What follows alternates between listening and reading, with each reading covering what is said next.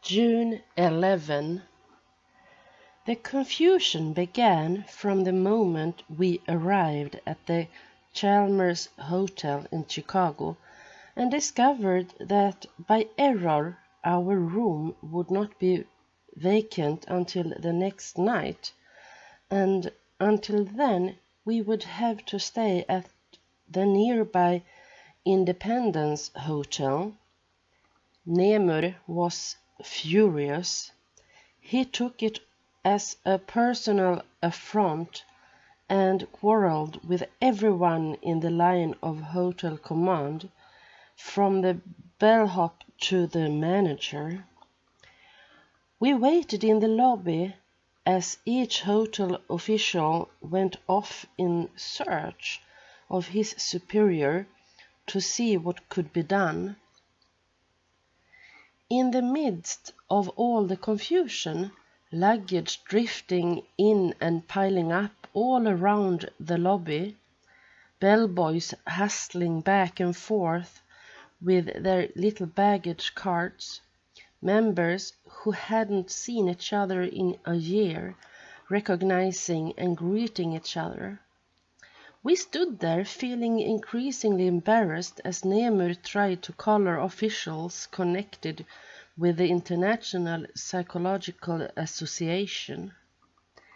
Finally, when it became apparent that nothing could be done about it, he accepted the fact that we would have to spend our first night in Chicago at the Independence.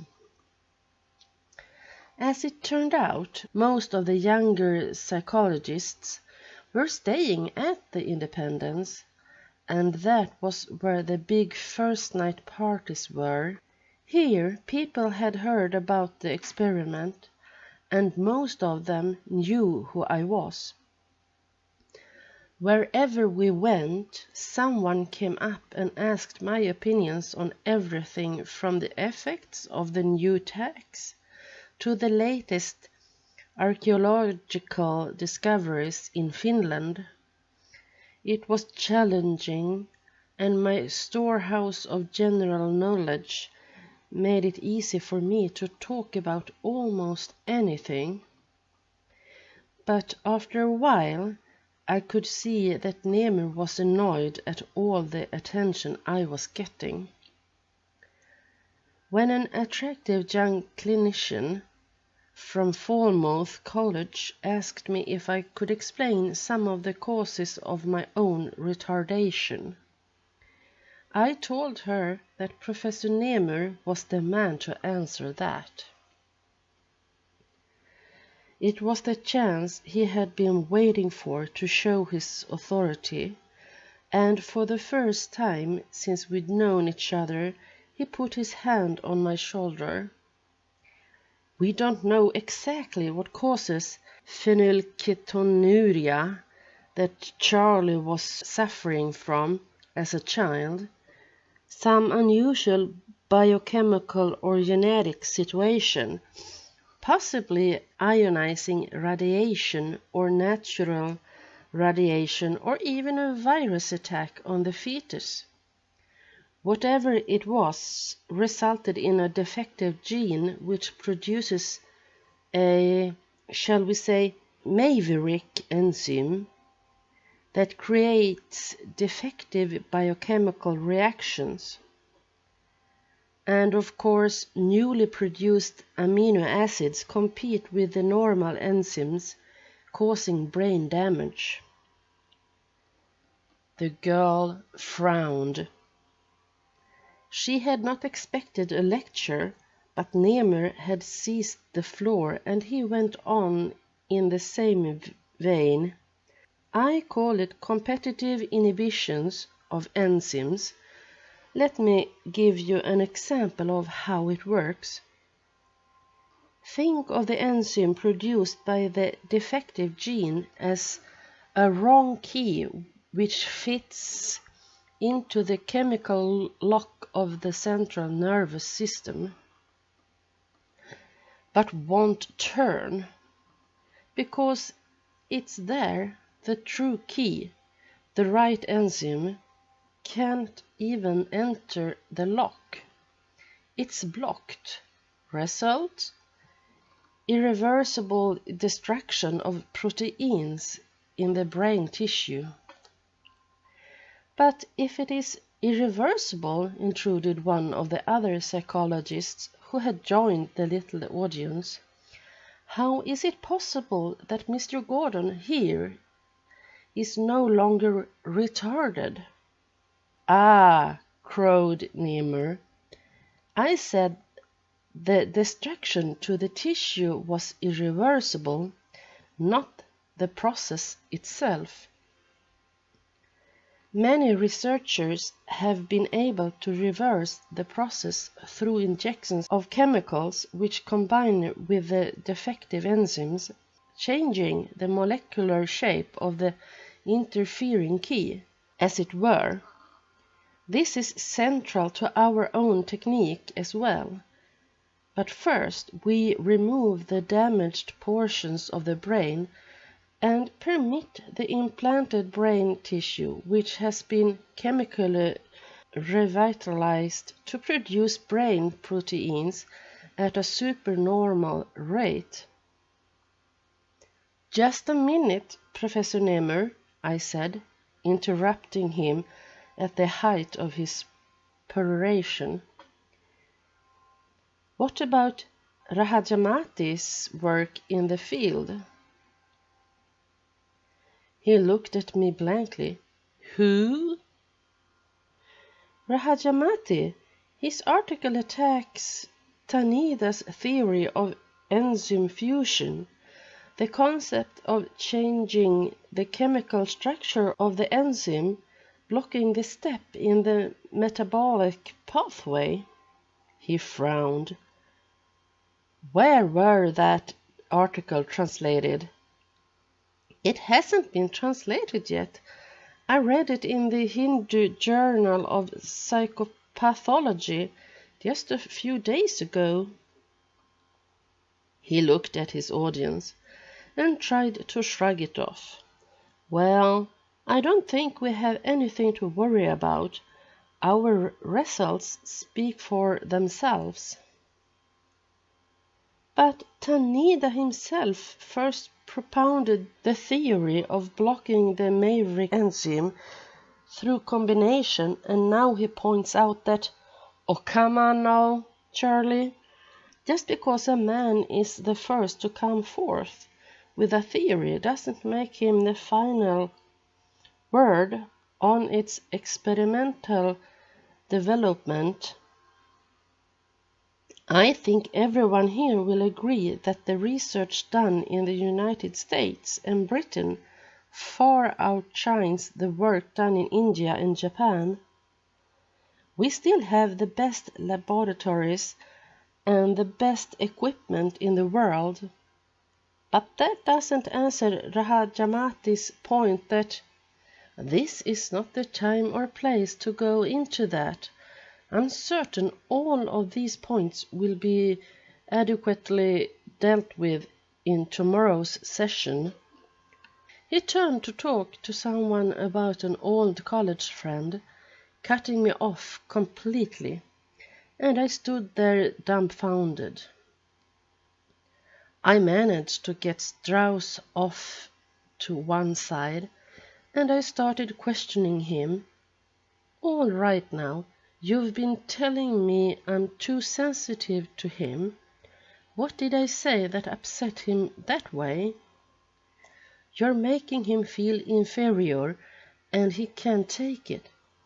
I'm serious, for God's sake, tell me the truth.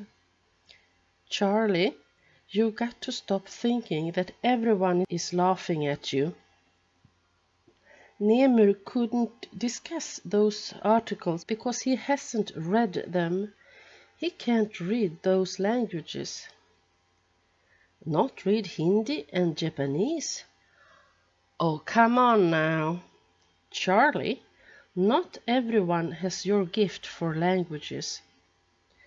But then how can he refute Rahajamati's attack on this method, and Taneda's challenge to the validity of this kind of control. He must know about those.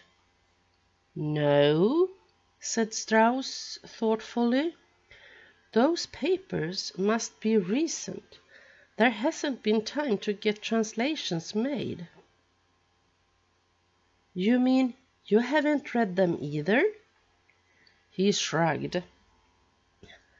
I'm an even worse linguist than he is, but I'm certain before the final reports are turned in, all the journals will be combed for additional data. I didn't know what to say. To hear him admit that both of them were ignorant of whole areas in their own fields was terrifying. What languages do you know? I asked him. French, German, Spanish, Italian, and enough Swedish to get along. No Russian, Chinese, or Portuguese? He reminded me that as a practicing psychiatrist and neurosurgeon, he had very little time for languages, and the only ancient languages that he could read were Latin and Greek. Nothing of the ancient Oriental tongues.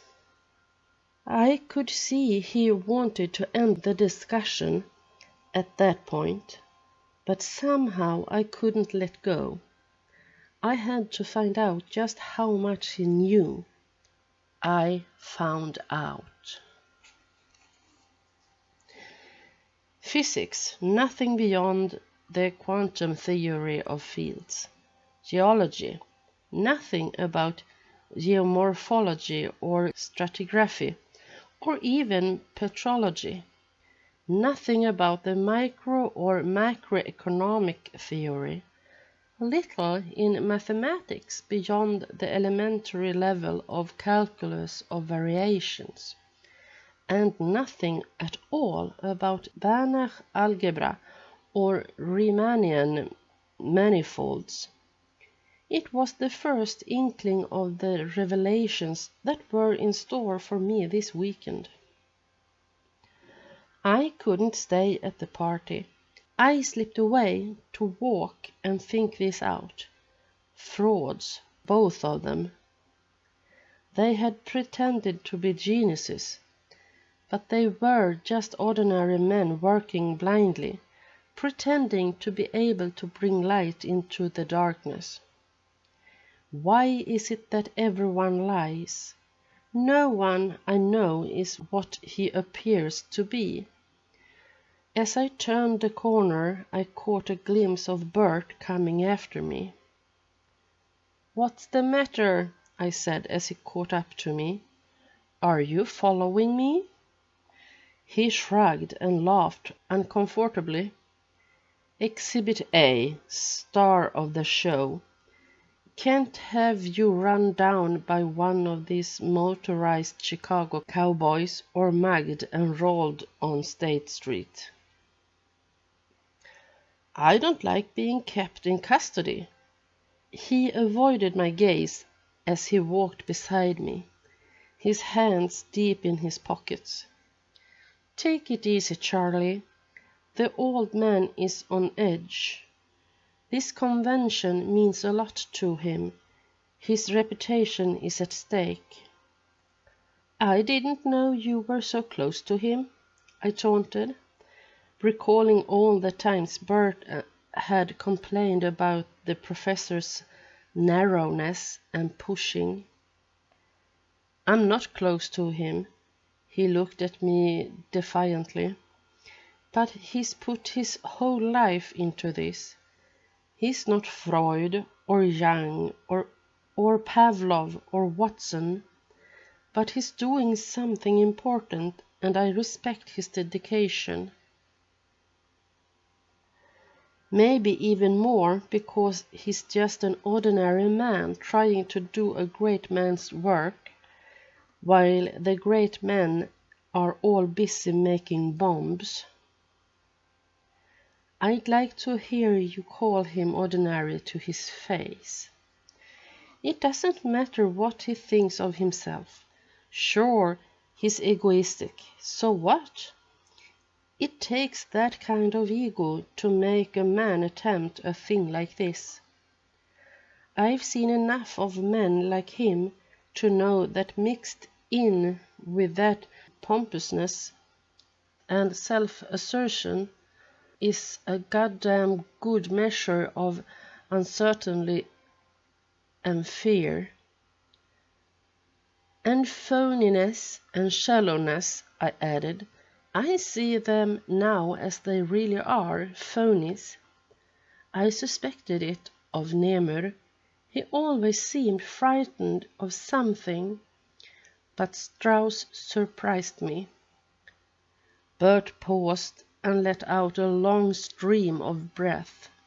We turned into a luncheonette for coffee, and I didn't see his face, but the sound revealed his exasperation.